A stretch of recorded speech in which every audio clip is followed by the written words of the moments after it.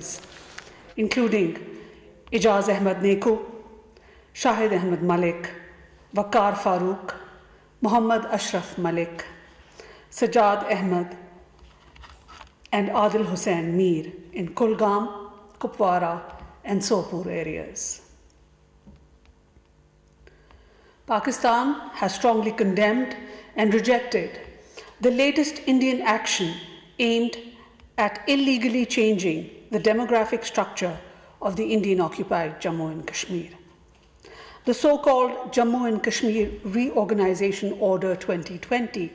is another illegal step by India to settle non-Kashmiris in Indian-occupied Jammu and Kashmir by changing the domicile laws. This is a clear violation of international law, including the Fourth Geneva Convention. This Indian action, which is a continuation of India's illegal and unilateral steps since 5th August 2019, also constitutes a violation of the UN Security Council resolutions, bilateral agreements between India and Pakistan, and humanitarian norms. At this moment of a global health crisis, it is a particularly reprehensible act, as it seeks to take advantage of the international community's focus on the ongoing COVID-19 pandemic and further advance BJP's sinister Hindutva agenda.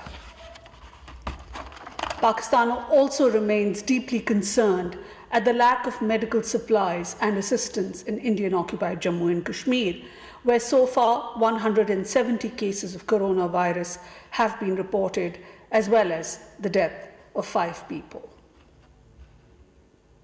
Voices from within India, as well as around the world, continue to condemn the inhuman oppression of the people of Jammu and Kashmir.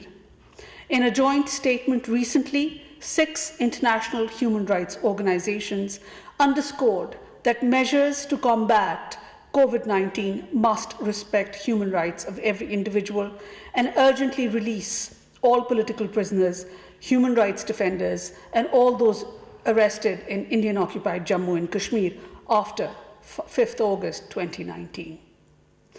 These organizations, in their joint statement, also reminded India of its obligation under international law to ensure the physical and mental health and well-being of the inmates. Pakistan also strongly rejects the officially inspired reports that appeared in a section of the Indian media seeking to link Pakistan with the terrorist attack on Gurdwara in Kabul on 25th March 2020. As a country that has suffered the most and has fought resolutely against the scourge of terrorism, including state-sponsored terrorism emanating from across the border, Pakistan firmly believes that such despicable terrorist acts have no political, religious, or moral justification.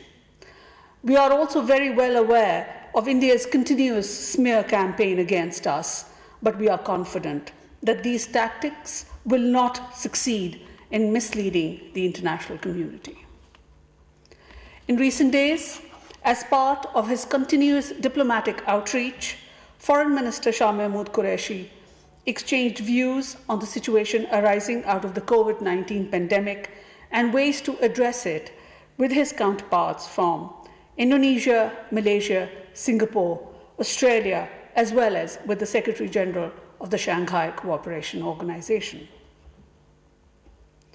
In these conversations, the Foreign Minister also highlighted the Prime Minister's call for debt relief and restructuring to help developing countries create the fiscal space needed to combat the disease, save precious human lives, and shore up economies.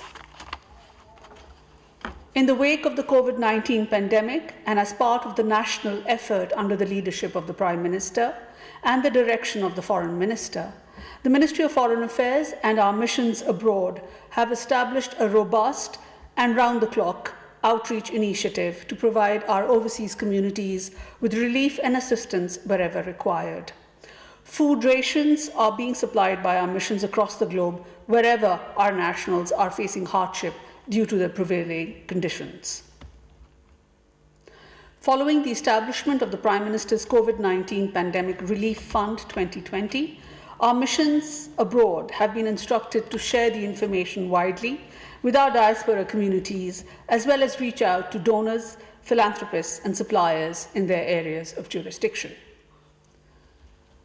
In addition to this, a comprehensive and phased plan for repatriation of our nationals in different countries has been made, under which, in the past few days,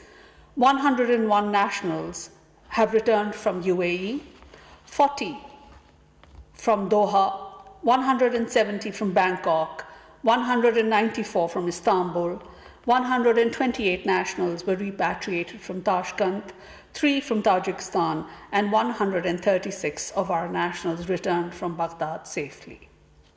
through special flights operated by PIA. Plans for repatriation of our nationals from other destinations are also under active consideration. As this is a dynamic and evolving situation, these plans are being reviewed regularly. I'm also happy to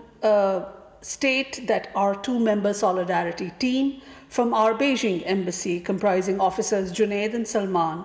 who had volunteered to go to Wuhan and assist our students under the lockdown there, have now returned to their homes in Beijing following the lifting of restrictions in Wuhan after 76 days yesterday. We are immensely proud of our young officers, and we wish to recognize their commitment and dedication to serve the nation.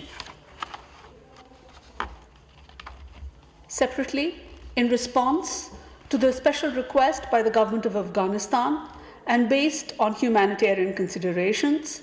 the government of Pakistan has decided to facilitate movement of cargo trucks and containers to cross over into Afghanistan through the Torkham and Chaman border crossings thrice a week, that is Monday, Wednesday, and Friday, from 10th April 2020 onwards.